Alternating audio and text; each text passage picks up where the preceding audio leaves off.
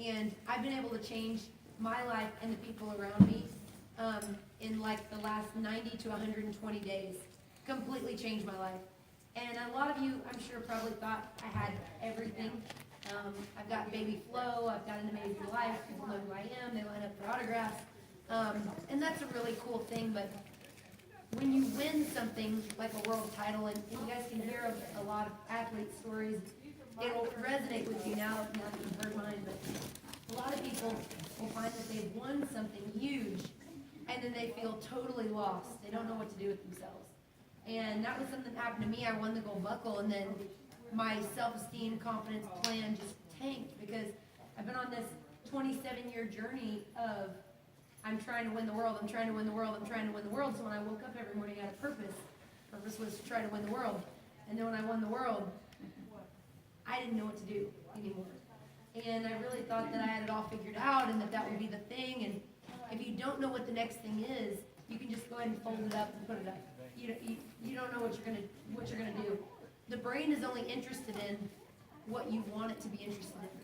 So it's very easy when you write down what it is, your burning why. I talk about it all of the time because it's the most easy thing you can do today that will change your life forever. It is the craziest, most bizarre thing. Mac reads a lot. We all read a lot, all of us, but Mac being 12, it was pretty profound to hear her say, I picked up this book and it says exactly what you say in it. Or, all these books say the same thing. It's pretty crazy because everybody that's found success has found a pattern. And in life, there's always patterns with how things go, how people that are successful. Every person that has a wild success story has got a story of tragedy and loss. I think every one of us here have suffered tragedy, loss, financial devastation. Is that true, or are you a unicorn? Everybody on that same page, you can tell me some horrendous story about something, right? So none of us are without that part of our story. Every single one of us has something crazy that we could tell everybody why we may not be able to make it. We got all these things that will spout. But what's crazy is that that's the juiciest part of your story that the media will tell later. So later they will say she broke her neck, she had knee surgery, blah, blah, blah. But in the moment, it doesn't feel like that's my crowning glory, at that moment. So you guys have to know it's so easy to make your dreams come true. And the first step that I think for us is the people around us. And I use this example every single place I go. If 10 people tell you you have a booger in your nose, go check the mirror, right? If 10 people tell you that you have a friend in your life that's not very good for you, or a boyfriend that sucks, you got a boyfriend that sucks. Like, go get rid of him. Everybody's looking around, like everybody knows that person that's got the sucky friend, or that person that takes away from you. I haven't watched TV in like months. That's not true. We watched it for about 5 minutes last night. Ooh, I did watch 5 Minutes Family Guy. Yeah, I set a timer, like we can't watch it for more than whatever, because it's so crazy when you have people around you that are doing really well and they're doing big things. They can drag you up to the next level, and before you know it, all of your dreams come true. The same can happen if you have friends that are doing nothing to progress, nothing to get better, nothing to be better. They're actually making you slip backwards. And the changes are so slow that you won't know anything before your other friend that decided to change their peer group has sailed by you and is at the NFR. You won't even see it coming because if they track the effects of 3 friends over a period of 18 months, for the first 6 to 8 months, the change is 0. You won't see it even happening to your life. You won't even see all these things that you want to come happen. You won't even see them just slipping by. And everybody kind of thinks that they're going to live forever. So we write down all these goals and we're like, yeah, someday I'm going to blah, blah, blah. And when we fail, we think we're going to die tomorrow. It's like, oh, I didn't get it right. I lost this, I lost that. It's really crazy. So you have to have this peer group that's just rock solid. Because these people always have to lend your ideas. Does anybody have a friend that kind of eats up a lot of their time on the phone or doing stuff that isn't toward their goals? That like watches TV a little too long or causes drama? Do you have anybody in your life that likes it? They just like bring it up, manifest it. I've cut out everybody in my life except for a couple of people, and those people They really liked it. They really liked it. And I thought it wasn't that big of a deal. Like, it's just not, they're my friends, like, they got a lot going on, you know, in their life, but those things were making them feel significant. So as I started to educate myself slowly over time, about 6 to 8 months, I quickly realized me and my friends had nothing in common, and these people were hindering me really, really badly for all the things that I had planned in my future. And as much as they loved me, the more that I began to develop and mature and change, and this was this year, the more that I began to develop and change and want to teach people and give away some of my information, they would pull at that and want to hold me right here. It's because they love me. So there's people that are that way in your life. They may be a family member, but they love you. And they're just not used to seeing these changes. Changes for the better make people very uncomfortable. Very, very, very uncomfortable. To the point where they'll just look at you and tell you, you shouldn't change, or you look stupid, or that's, who do you think you are? Or my favorite, you've changed. Obvi. We want to change. Like, all of us want to change. That's the most beautiful thing anybody can tell me now. I refuse to be friends with, now I have criteria. I refuse to be friends with anyone that's doing the same thing that they were doing last year at this time. If you're still doing it, if I'm still saying the same things at these clinics, I'm fired. When you come to another clinic, I want to have read 20,000 books and put in all this time, all this information to make myself better. Because the more that I learn, the more that I know it's 80% psychology and 20% skill. So I can spend all this time in the practice pen, but if I come apart and I have no sportsmanship, I don't know how to change when life goes wrong, people die, bones break, money goes away, money comes in. All of those things are going to happen, but if you can keep yourself on this course, you can make your dreams come true. So it's not how, if the problems happen, it's how they affect you and the people around you. So one really great thing you can do is target the people that are really great around you. And this is a hard thing to do. Ask them what your biggest weakness is. And I did it on Facebook Live because I figured they would be a little nicer to me. So Jenna told me one thing. Jesse, the tie-dye fairy, told me another thing. Keep people around you that constantly want you to get better. All the time. We're never good enough in our bunch, ever. So one thing that we always look over, I redid mine yesterday. We constantly are writing down our burning why. Why do you want this? Who wants to go to the NFR? Y'all better get it together. Really quickly, listen up. Why? Can anybody tell me a burning why they want to go to the NFR? I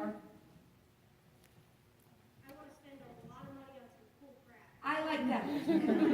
I'm in the middle of that. I like that. Looking for rodeo then. Yeah. Financials are Yeah. everything.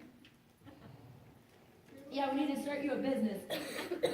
Because rodeo is you will break even at best. When you guys saw me win $146,000 at the NFR, I made, after sponsorships, endorsements, and my expenses, I might have walked away with $50,000. Maybe. And that's 9 months on the road. No friends, no family, no nothing. So just so you know, make sure that you're looking at your goals. Look at all of them. So the NFR, all of these goals, make sure that you're building other things as well, because we can do it all. My burning why, a long time ago, is I wanted to buy my parents a truck. I wanted to get a merchandise trailer that we could take. So you guys, everywhere I go, people would ask about stuff. So these things cost a lot of money. And I was like, well, I want to get that. I want to do that. If you have things written down, let me just tell you this. If you don't write it down, it will not happen. So you can look at me. You can write it in the notes on your phone. You can tell your 3 best friends. It will not happen. The brain will concentrate on what it's interested in if you write it down. There's something very scientific about it. You can look it up. I've read all the books. But there is a scientific study of people that graduated from Harvard, these giant big degrees. 2 of them out of a class of 78 wrote their goals down. By the way, the 2 were like kind of the mediocre people in the class. Of the 78 people, those 2 are the only ones that made their goals happen. Those 2. All the other ones were just mediocre in life, the superstars in school. So when you find that burning why, what happens is life just goes like this, right? So the boyfriend dumps you, the friend kind of craps on you, a hurricane wipes everything out, your house burns down, grandpa dies, all of these things will happen. If you have this burning why, when this happens, You'll be able to get up every single day and go after what you want. You won't even think about it. All the young girls here, when your brain is being asked to go to a party, go with this group of friends, go here, go there, your brain will automatically make the right decision because it doesn't line up with what you ultimately want. And the brain right now, all it knows, because you have not trained it, is food, water, shelter. So if you want to know why you get nervous and why you get scared, and why when you reach out to make something happen, you get too scared and you pull back, it's because the brain is only wired for survival. So when you go to try something new, the brain says, that is new, it's uncharted territory, we better not do that. So you have this wall that you break through like this, constantly, when you try something new. Have you guys ever tried something new, or like a new relationship, or getting out of something, or getting into something new, and it's like way too scary, you're just not gonna do it. So when you attack those things, you have to understand that is your brain, not your gut. So as your brain starts to attack, you can't do it, you can't do it, you can't do it, one day it goes, oh, that's not so bad. And then you're on the other side. It's like watching fish swim upstream, and one will just catch the right way and just choo, and there they go. And it's the same thing with the brain. We have, I hope it's okay to share, but we have a victim, a survivor of domestic violence here. Where is she at? So how many times did your brain say, this is normal, this is normal, stay put, this is what you know, this is what you know. So if anybody knows that I'm telling the truth, this survivor of domestic violence, which is probably the worst case scenario for conditioning on your brain, to be able to tell, like, this feels good to the brain, survival, and it's staying close to those people even though they hurt her. So when she busted through that enough times, now she's experiencing everything else, and you look back and you're like, how crazy was that to be a part of that? Isn't it? Like, how nuts is it? But it's just the way the brain is wired. So you guys have to recognize when your brain is telling you, don't do that, don't go there, that's scary, that's too risky. Now I'm able to recognize it because I've educated myself enough. So when I go to invest in something, like if I'm going to create something new for you guys, and it costs me a ton of money, and I keep that from you guys so that you don't worry about innovation. Like, I want to make it happen. If it bombs out, it bombs out, but I want to risk that for you guys. Every time I risk, I'll turn to Jenna, and I'll be like, I just want to let you know that my brain just told me I wouldn't be able to eat tomorrow because I just did that. Like, now I'm able to recognize it. Like, I literally will go, my brain just told me I'm going to be broke forever if I make that decision. Like, forever. Won't be able to pay my bills, ever. I'm talking like $1,000 decision that's like not going to make or break anybody. Like, you can make that back. It's not a big deal. But your brain is so wired, even as trained as I am. So imagine if you haven't been educating yourself, how behind you are. You've got to get on top of it. And every minute that you spend watching TV, doing stuff that's not towards your goal, if you just anybody works 10 minutes, just a tiny little change. I'm not asking you to change your entire life. I'm just asking, when you find 10 minutes and you're wasting it on the friend that's bringing up drama, or you're, going to watch TV and you're just sitting there and an hour and a half goes by, I'm just asking you to simply get up for 10 minutes and do anything toward that goal. And over time, you will not even see the changes, and boom, you will be so much better than all of your surroundings. Has anybody ever heard the story of, would you like to take $3 million today, or a penny that doubles every day? Anybody heard that story? Which one would you take? Penny. So you guys have heard it. Like, you want the penny that doubles. Well, the penny is just tortoise in the hair. The person with the $3 million is off spending their money, and the penny is just a penny a day, doubling over and over and over. By the end of 30 days, the penny's worth like 17 million, and the 3 million is still worth 3 million. But you never see it coming, because by like the 15th day or something, it's just at 5,000. So you're like, how could it ever jump that high? And then before you know it, boom, it's at like $17 million. So if that makes sense for you guys, when you have to write down your why. And I believe that of all these clinics I go to, I think there's only a couple of people that will actually do these things. And I'm excited to stay in touch with you guys, but I think there's several of you that will just nod and attaboy me, and then a couple of you that are gonna like put this thing into action. And when you do, your life changes. And I'm not trying to like rah-rah church you to death on go out there and make it happen, but I'm in the middle of making all of my dreams come true, and it's too exciting to not tell people. So to not church you to death or like get in your face, you've got to do this, because the things that we've been able to make happen in a peer group with just writing down our why are we doing this? Why do we want to do this? It's okay. Who has a vengeful why? Who has it because so-and-so said I couldn't do it? That's good. It's okay. I in fact think that those maybe drive us a little better. So when somebody ticks me off now, I'm like, this is a healthy thing. You just gave me a gift. Thank you. And proceed. So, like, I had a couple of girls that were mad that we canceled tomorrow's clinic, for instance. You're gonna have people that don't like you along the way, and people that aren't comfortable with your change. Some girls are mad that we canceled the clinic. We emailed months ago, and we deal with the public and retail and things like that every single day, and we know that you guys will not check your email. Under no circumstances. It's in the spam box. It's got cobwebs on it by the time you see it. And my gift that I'm going to give you guys for not posting things about like, oh, screw you for canceling tomorrow. The next time I come back, it's going to be Disneyland, and they're not invited. Disneyland. Like, we're going to have a parade down the driveway. It's going to be awesome. But as you go, there's always going to be a stumbling block somewhere, and that's just, if you know that why, you'll keep engaging. Like, you'll keep, like, it snows, it rains, your tire goes flat, all of those things. So, Jen, Yo. tell us about state and story and strategy. Okay, so anytime that anybody wants to make a change or achieve a goal, typically we are all looking for a strategy, right? And I like to use weight loss as an example because the majority of America, I think it's like 75 or 80%, is overweight.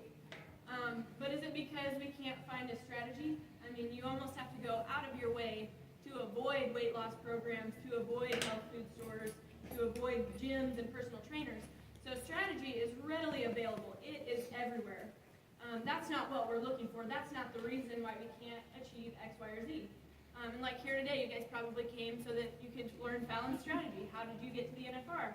How did you make a baby flow so that I can make one?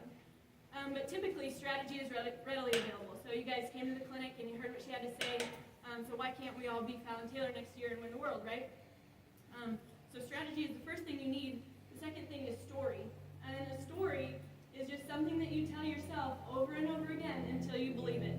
It is a core belief. It's embedded into your subconscious. And it's something that we go about our lives believing without even consciously realizing it.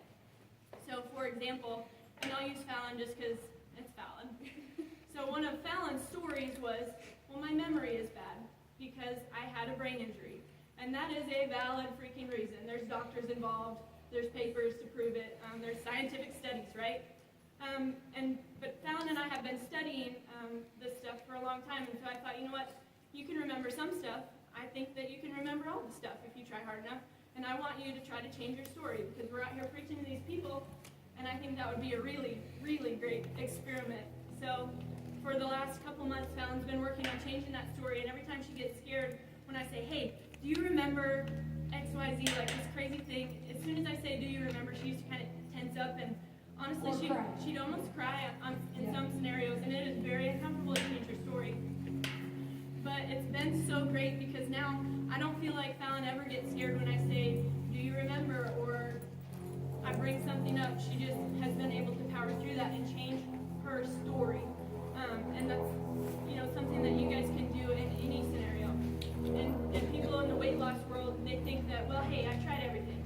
Well, you probably haven't tried everything or you wouldn't be overweight. There's several strategies. If you stick to it, commit 110%, you can get yourself in shape. And that's, the same with us as barrel racers. Well, I can never get to the NFR. I don't have a one-knee horse. I haven't been riding my whole life. I don't have truck and trailer. I don't have the money. That is our story. So we've got to change our limiting story, our limiting belief to get to where we want to go. And to do that, we have to change our state.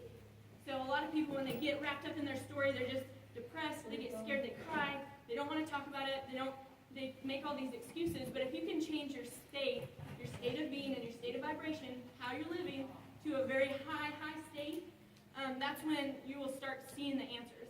So, and something that we always say is, don't worry about how, just worry about why. So why do you want to get to the NFR?